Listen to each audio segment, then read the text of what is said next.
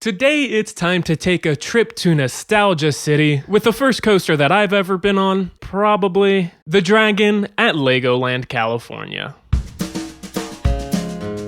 I'm gonna rank every coaster and give them a review. Every drop and every hill, every launch and every loop. Rate it 1 to 10 and then we'll do it all again. Gonna rank and review every coaster. In 1999, Legoland California opened as the first Lego theme park in the United States. The Dragon would open with it as the park's first roller coaster. And straight out the gate, I'll let you guys know that as far as a family ride goes, this roller coaster is great. Why is it great?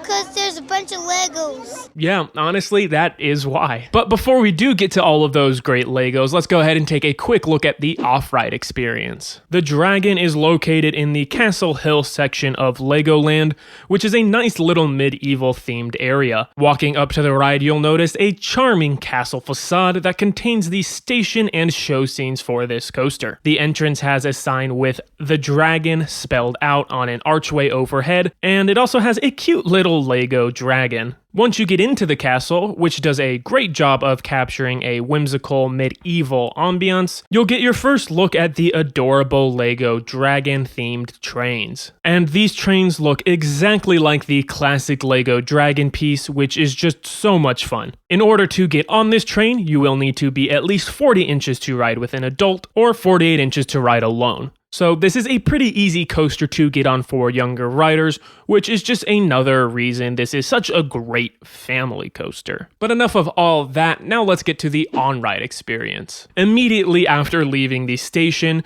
you enter a series of different show scenes with various different Lego builds, many of which are even animatronics. And as a grand finale of this portion, what better way for the heavily themed section of the ride to end than with a giant dragon made out of Legos. The dark ride portion of the coaster lasts just over a minute, which is really what sets this coaster apart from other very similar coasters of this scale and type. And honestly, if the ride only consisted of this themed section, I think the dragon would still be worth riding. But once you do make it through all of these show scenes, you will slowly make your way down a dark tunnel with a light at the end of it. 2 doors will then open up, letting you out of the castle and into the coaster portion of the ride. As you can imagine, high-intensity seeking coaster enthusiasts such as myself are not exactly the target demographic for this ride. So I honestly can't say that I get much of a kick out of the outdoor section of the Dragon, as there are essentially no forces, but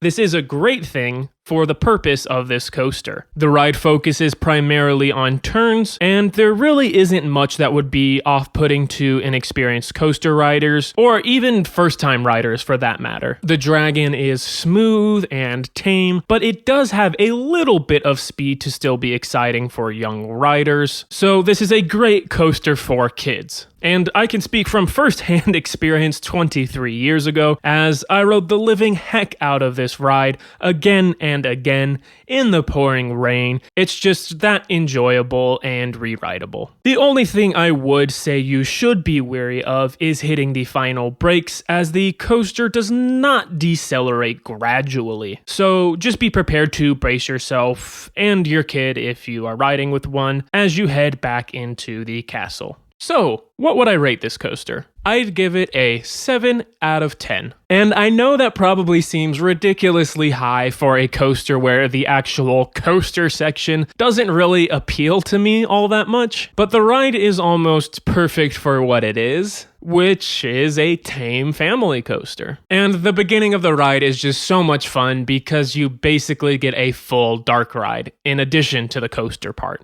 Oh, and not to mention the nostalgia bias for me. And out of the 272 coasters that I have been on so far, the Dragon sits at number 182. And this is in the lower half of my overall rankings, but it is still ahead of nearly 100 other coasters, so that's really not bad for such a small ride. But I'd love to know what you guys think of this coaster or any of the Dragon roller coasters in the comments down below. Also, make sure to give the video a thumbs up if you enjoyed it, subscribe and turn on notifications for more content like this, and make sure to tune in next time where I'll be talking about Desert Storm. This video was recorded several months ago. I lost it on a crappy hard drive, got it recovered, so that's why you're seeing it now, and everything is out of order. So, yeah, next time, Desert Storm. Okay, bye now.